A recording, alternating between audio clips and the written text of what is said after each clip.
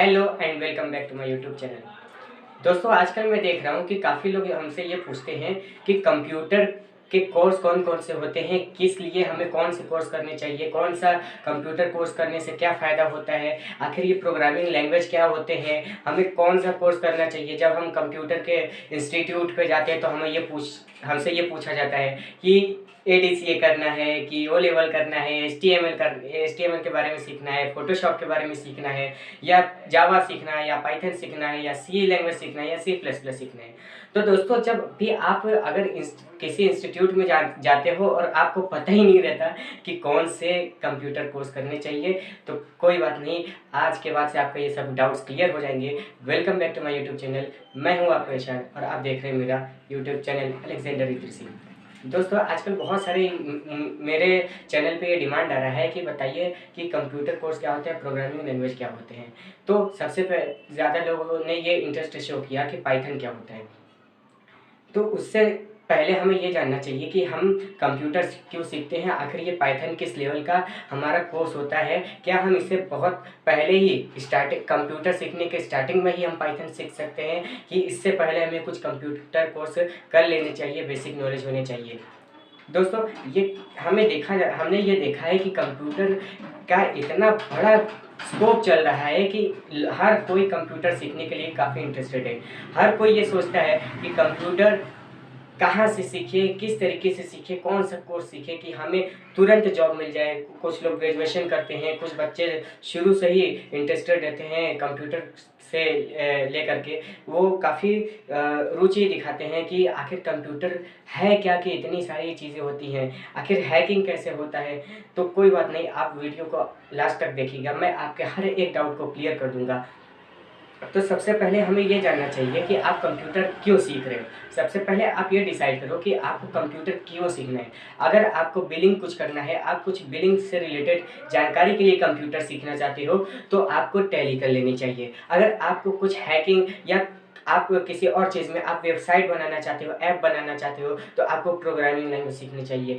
और अगर आपको सिर्फ बेसिक नॉलेज चाहिए तो आपको CCC जैसे कोर्सेज करने चाहिए। तो दोस्तों, यह डिपेंड करता है कि हमें कौन से काम करने हैं, क्योंकि कंप्यूटर का स्कोप इतना ज़्यादा बढ़ गया है, वो हर एक फील्ड में कंप्यूटर ऐसा अपना इन्वायरमेंट बना लिया है कि इतना बड़ा उसका सोर्स हो गया है कि हर एक चीज़ को समझ पाना, हर एक चीज़ को पा सकना काफ़ी डिफ़िकल्ट हो गया है।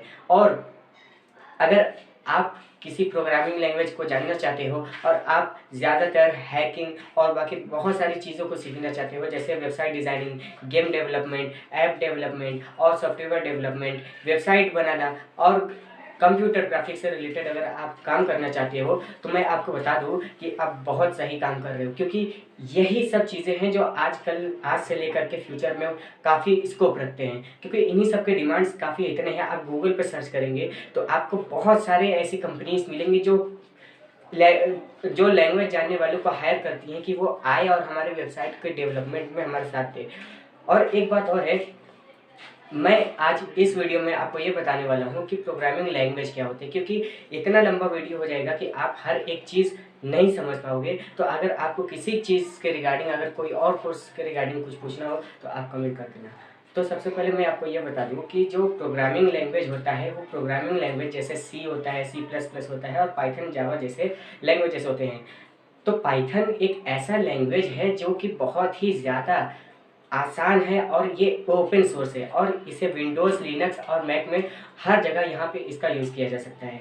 और दूसरी बात ये है कि दुनिया भर के जितने भी मशीनी लैंग्वेज हैं, सब प्रोग्रामिंग लैंग्वेज है, उन सब से सबसे ऊपर पाइथन को ही रखा गया है। यानी आप इससे ये समझ सकते हो कि पाइथन का कितना ज़्यादा उपयोग है, क्योंकि पाइथन का जो उपयोग है वो यूट्यूब और इंस्टाग्राम में भी यूज़ होता है, आपके स्विगी में भी यूज़ होता है, गूगल भी उसको यूज़ करता है। तो आप समझ सकते हो कि इतनी सब चीज़ें हम अभी यूज़ कर रहे हैं और इन सब का कितना ज़्यादा इस्तेमाल होता है, और पाइथन इन्हीं सब चीज़ों में इन्वॉल्व रहता है। इसी पाइथन की वजह से ही ये सब ऐप डेवलप किए जाते हैं। तो पाइथन इतना ज़्यादा अट्रैक्टिव है, इतना ज़्यादा वो नॉलेजेबल लैंग्वेज है कि आप अगर इसको सीख लोगे तो आपको जॉब की कोई भी कमी नहीं रहेगी। तो पाइथन सीखने के लिए बात आती है कि हमें कहाँ जाना चाहिए। दोस्तों पाइथन सीखने के लिए सबसे पहले तो पहला कंडीशन ये है कि आपको बेसिक कंप्यूटर नॉलेज होना चाहिए, क्योंकि पाइथन एक ऐसा प्रोग्रामिंग लैंग्वेज है कि आपको बहुत सारी चीज़ें जो होती है कोडिंग करनी रहती है ना, उसको अलग से लैंग्वेज सीखना रहता है। अगर आपको बेसिक अगर कंप्यूटर के बारे में नहीं पता है, बेसिक शॉर्टकट्स नहीं पते हैं, तो आप थोड़ा सा आपको ज़्यादा टाइम लग सकता है। ऐसा नहीं कि आप नहीं सीख सकते, आपको ज़्यादा टाइम लग सकता है। दूसरी बात हम ये सोचते हैं, हम अब ये जानने की कोशिश करते हैं कि जो पाइथन रहता है उस पाइथन को हम किस इंस्टीट्यूट से या किस जगह से करें कि ज़्यादा बेटर है। दोस्तों मैं एक बात बता दूं कि पाइथन एक ऐसा लैंग्वेज है जिसको आप कहीं से भी सीख सकते हो, कि कोई कोई भी रिस्ट्रिक्शन नहीं है, कोई भी आपको कोई प्रेशर नहीं है, दबाव नहीं है कि, और इसके लिए आपको कहीं पे उतना पैसा भी नहीं देना पड़ता। और अगर आप इंटरेस्टेड हो तो आप इसे खुद ही सीख सकते हो, क्योंकि पाइथन को यूज़ करने के लिए किसी सर्टिफिकेट की ज़रूरत नहीं पड़ती है। आप बस खुद ही उसे सीख करके आप अपने ऐप और सॉफ्टवेयर को बना सकते हो। और साथ ही साथ अब बहुत सारी ऐसी चीज़ें होती हैं, जैसे वेबसाइट डेवलपमेंट में पाइथन का आजकल बहुत ज़्यादा यूज़ हो रहा है। तो अगर आप इन सब चीज़ों को अगर सीख लोगे तो बिल्कुल आप कंप्यूटर के इतने बड़े ज्ञाता हो जाओगे और इसी में लगे रहोगे कि आपको जॉब की कोई भी कमी नहीं रहेगी। इसके बाद अब जैसे कौन-कौन से ऐसे जगह हैं, तो मैं एक बात आपको बता दूँ कि अगर आप ओ लेवल करते हो, ओ लेवल कोर्स ऐसा कोर्स है कि जिसमें आप पाइथन आराम से सीख सकते हो। उसमें और भी इसके अलावा बहुत सारे बुक्स होते हैं जो आपको पढ़ने रहते हैं। इसके अलावा आप किसी इंस्टीट्यूट में जाओगे तो हर इंस्टीट्यूट का अपना अलग-अलग क्राइटेरिया रहता है। वो लोग कोई 6 महीने में, कोई साल भर में, कोई 3 महीने में इस कोर्स को करा देते हैं। वो डिपेंड करता है कि वहाँ की फैकल्टी कैसी है।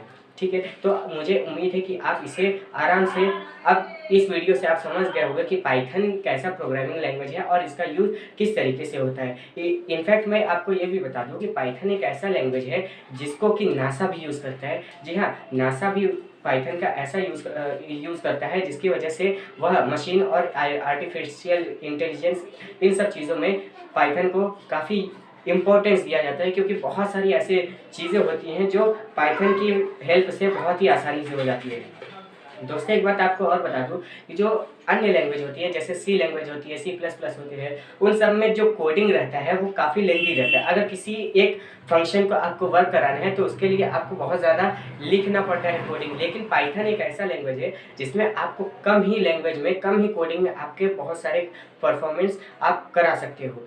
उम्मीद है कि आपको ये वीडियो समझ में आया होगा। अगर अच्छा लगा तो लाइक करिए और शेयर करिए, और अगर आपको इसके रिगार्डिंग या किसी और चीज़ से रिलेटेड अगर आपको कोई और भी वीडियो चाहिए तो आप कमेंट करिए, हम आपको ज़रूर बताएंगे। Thank you.